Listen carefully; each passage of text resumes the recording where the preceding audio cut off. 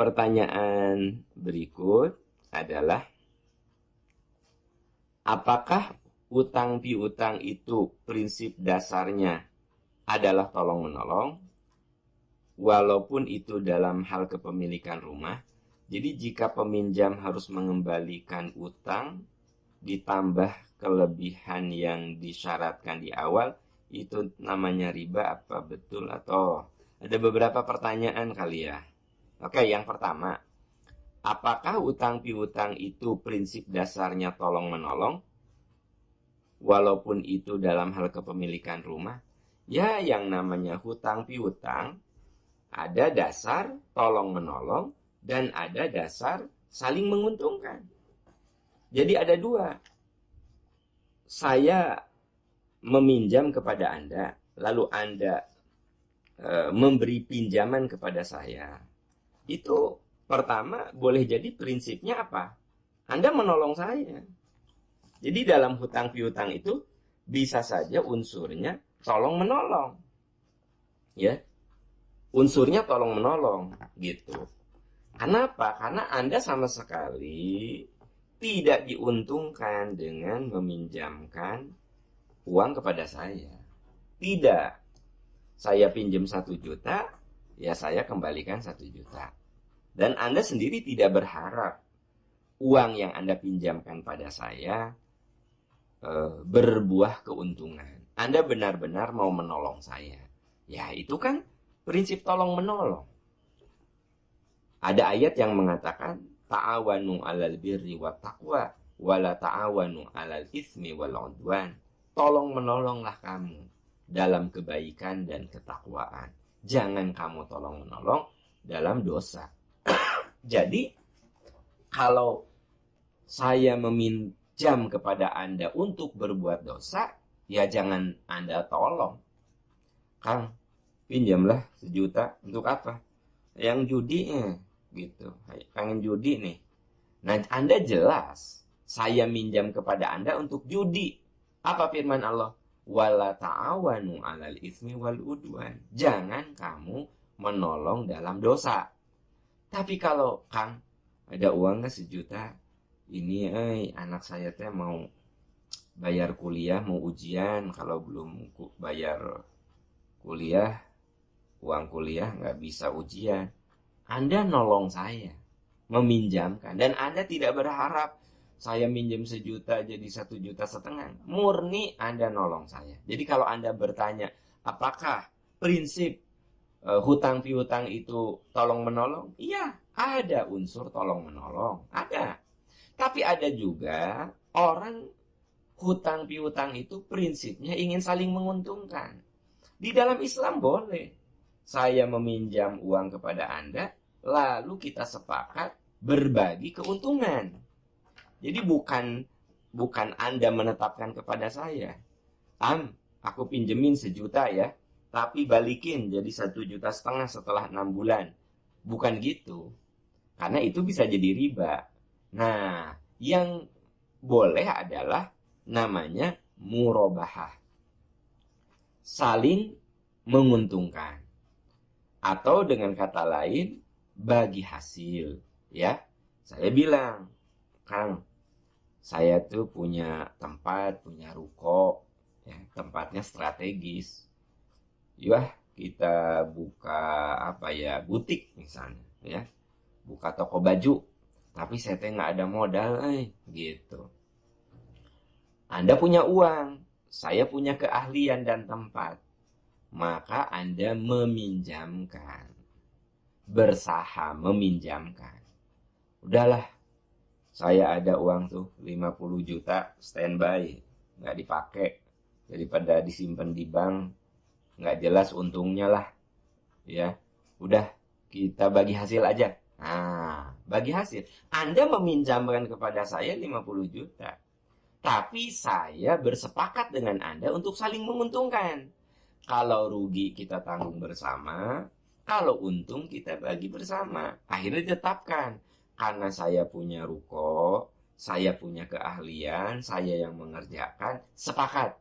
Kalau ada keuntungan, nanti dihitung keuntungan bersih adalah dibagi. Anda 30%, saya 70%. Dan Anda ridho, Anda sepakat. Akhirnya Anda meminjamkan kepada saya sejumlah uang untuk dikelola dengan catatan kita bagi hasil. Bagi hasilnya tentu saja sudah disepakati dari awal. Bagi hasilnya bagaimana? Anda 30%, saya 70%. Pertimbangannya karena rukonya punya saya, dikerjakan oleh saya, diurus oleh saya. Jadi saya lebih banyak bersaham dalam tempat dan dalam tenaga pikiran. Anda mah cuma membantu saya dengan modal. Tapi kita sepakat, saya 70%, Anda 30%. Ya. Anda bilang, tuh jangan 30%, 40%, nego-nego. Akhirnya sepakat, Anda 40%, saya 60%. Nah, itu bisa dinegosiasikan. Nah, itu juga hutang piutang. Tapi prinsipnya saling menguntungkan. Jadi kalau Anda bertanya, apakah hutang piutang itu prinsipnya tolong-menolong? Tidak selamanya.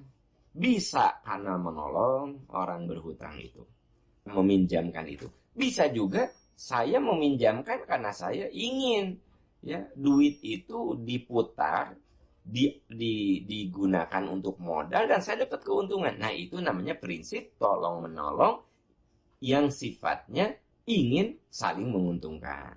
Gitu, ya. Itu sebabnya untuk supaya di kemudian hari tidak terjadi cekcok, maka kudu ditulis. Kalau yang tadi nih, Anda meminjamkan uang kepada saya, lalu kita sepakat bagi hasil. Anda 40%, saya 60%. Lihat di dalam Al-Baqarah 282, ada firman Allah, ya ayyuhalladzina amanu, idza tadayantum bidainin ila ajali musamma faktubuhu. Ya, wal yaktub bainakum katibum bil adli. Gitu. Jadi ayatnya jelas. Hai orang-orang beriman, apabila kamu melakukan hutang piutang untuk waktu yang ditentukan, hendaklah kamu menuliskannya.